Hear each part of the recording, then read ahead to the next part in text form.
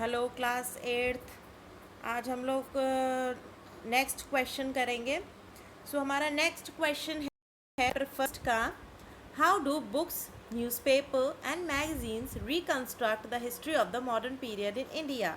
देखो, हमारे पास बहुत सारे रिसोर्सेज थे, बहुत सारे लिटरेरी सोर्सेज थे जिनसे हम अपनी मॉडर्न हिस्ट्री को रिकंस्ट्रक्ट कर पाए। उसमें से जो सबसे बड़ा रोल किसी ने निभाया तो वो थे बुक्स, न्यूज़पेपर्स एंड मैगजीन्स। उसका रीज़न ये था कि देखो, जो बड़े बड़े ऑफिशियल डॉक्यूमेंट्स थे वो तो ब्रिटिशर्स के पर्सपेक्टिव से थे।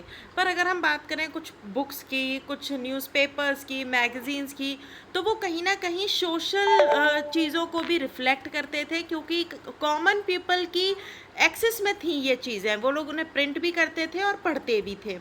तो इस तरीके से अगर हम ऑफिशियल डॉक्यूमेंट से एक तरफ जहाँ पर ब्रिटिशर्स के दिमाग की चीज़ें जान सकते हैं कि उनके दिमाग में लॉज बनाते समय क्या चलता था, तो दूसरी तरफ हम बुक्स, न्यूज़पेपर्स और मैगजीन से कॉमन पीपल की थिंकिंग भी जान सकते हैं उस समय की।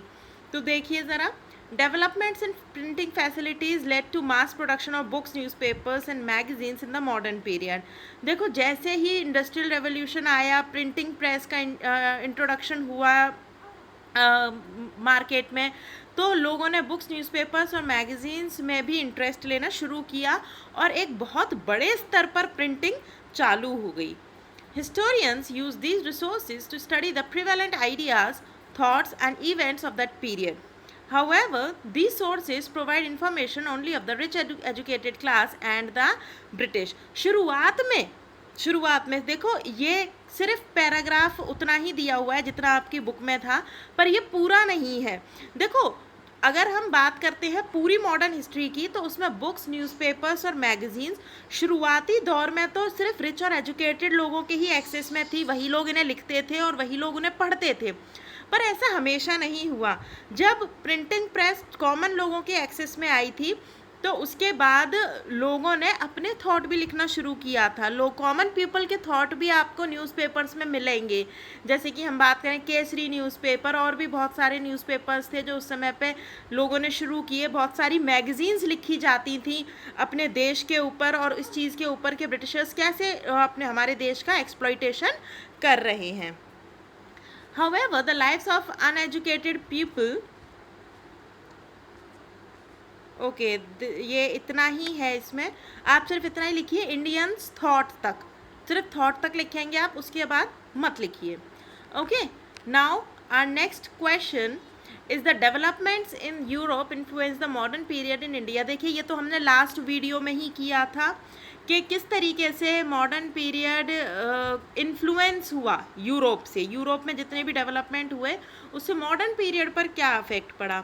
तो देखो, बहुत अफेक्ट पड़ा था। जैसे कि हम बात करें रेनाइंस की, जिसके अंदर लोगों के अंदर आर्ट, यूरोपियन आर्ट और लिटरेचर पूरी तरीके से चेंज हो गया था। लोगों की थिंकिंग चेंज होने लग गई थी, लोग एजुकेटेड होने लगे थे, लोगों के अंदर वेस्टर्न विचार आने लगे थे, लोगों के अंदर आज़ादी के विचार आने लगे थे। तो रेनाइंस एक था। उसके अलावा स्पिरिट ऑफ नेशनलिज्म। देखो, ब्रिटिशर्स हमारे देश में आए, उन्होंने हमारे लोगों का, हमारी रिसोर्सेज का एक्सप्लॉइटेशन किया। काफ़ी टाइम तक वो एक्सप्लॉइटेशन जारी रखा, उन लोगों ने एक्सप्लॉइटेशन होता रहा। पर जब उनका एक्सप्लॉइटेशन पीक पर आया और जब उनकी सारी की सारी अनजस्टिस लोग झेल चुके थे चीज़ों को, तब लोगों के अंदर भावना आई एकता की, अपने देश के लिए भावना आई कि अब उन्हें अपने देश के लिए लड़ना है। ठीक है, तो स्पिरिट ऑफ नेशनलिज्म भी उसी समय का हिस्सा है, जब लोगों के अंदर अपने देश के लिए मर गुजरने तक की भावना उनके अंदर आई। यहाँ तक कि अगर हम उस समय की बात करें तो देखो, ना किसी ने कास्ट देखी, ना रिलीजन देखा, न क्लास देखी, ना पुअर क्लास देखी। सब लोग एक साथ आए और ब्रिटिशर्स को उन्होंने देश से बाहर निकाल दिया।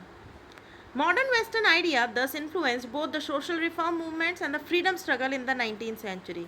And these two developments marked the beginning of the modern period in Indian history. Okay? तो आप लोगों के क्वेश्चन आंसर्स कंप्लीट हो गए हैं। आप प्लीज़ इनको कंप्लीट कर लीजिए, जितने भी आपके क्वेश्चन आंसर्स रह गए थे। और ट्यूसडे को अपनी नोटबुक्स स्कूल में डिपॉजिट कर दीजिएगा for checking. Okay, till then बेटा, बाय।